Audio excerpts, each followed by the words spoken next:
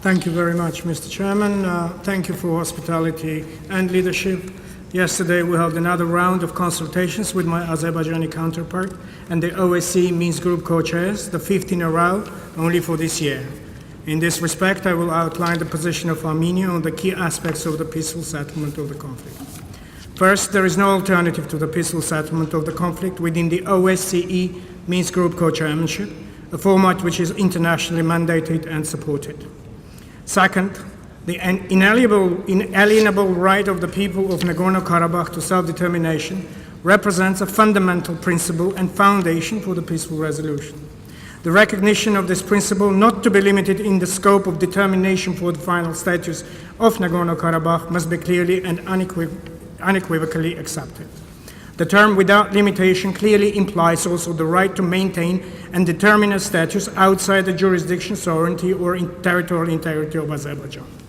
The persistent hostile policies and actions of Azerbaijan aimed at undermining and threatening the existential physical security of the people of Nagorno-Karabakh, including the latest attempted aggression by Azerbaijan against Nagorno-Karabakh in April 2016, emphasized the illegitimacy and impossibility of claiming jurisdiction by Azerbaijan over the people of Nagorno-Karabakh.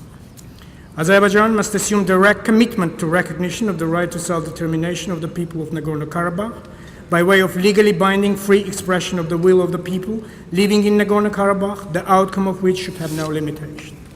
Third, the security of the people of Nagorno-Karabakh will not be compromised. Under no circumstances, the people of Nagorno-Karabakh should be left without secure lines of defense. There will be no condition assuming a risk to existential physical security of the people of Nagorno-Karabakh, as it was the case in 91 to 94 and in 2016. To underline this point, I refer to the situation in the territories of Nagorno-Karabakh, presently occupied by Azerbaijan, in which Armenians were ethnically cleansed and territories were completely resettled by Azerbaijanis. This reality has recently been presented by the leadership of Azerbaijan as a good example of a settlement of the Nagorno-Karabakh conflict. Fourth, the peaceful settlement should be inclusive by directly engaging all the parties to the conflict. Therefore, Nagorno-Karabakh, through its elected representatives, should be a direct party to the negotiating process. In this respect, we emphasize the necessity of full engagement of the elected representatives of Artsakh in the peace process, particularly on the core issues of substance. The government of Armenia will never engage in any activities which can violate the right of the people of Nagorno-Karabakh to freely determine their political status or can deprive them of the ownership of this process. Fifth, the peaceful settlement cannot take place in an environment of tensions and risks of escalation. Therefore, the 1994 and 1995 ceasefire agreements concluded between Azerbaijan, Nagorno-Karabakh, and Armenia should be strictly adhered to and strengthened.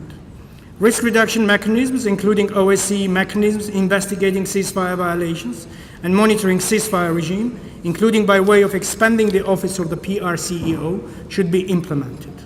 Sixth, the basic principle of non-use of force or threat of use of force should be unconditionally adhered to. The policies of hatred, intolerance, xenophobia, Armenophobia, instigated and directed by the leadership of Azerbaijan, should be denounced. Efforts should be reinforced to prepare populations for peace and to establish an environment conducive to peace. Seventh, the maximalist positions of Azerbaijan, which ignore the will and sensitivities of the people of Nagorno-Karabakh, are fundamental obstacles to a meaningful progress in the peace process. The inability of authorities of Azerbaijan to reciprocate the call for a compromise by Armenia is a point in case. To remind, the Prime Minister of Armenia demonstrated strong political will in announcing that any settlement should be acceptable to the people of Armenia, Artsakh, and Azerbaijan, which is to say that the settlement can only be based on a compromise. Mr. Chairman, Armenia remains engaged in good faith in the negotiating process and will continue to consistently work towards the peaceful settlement.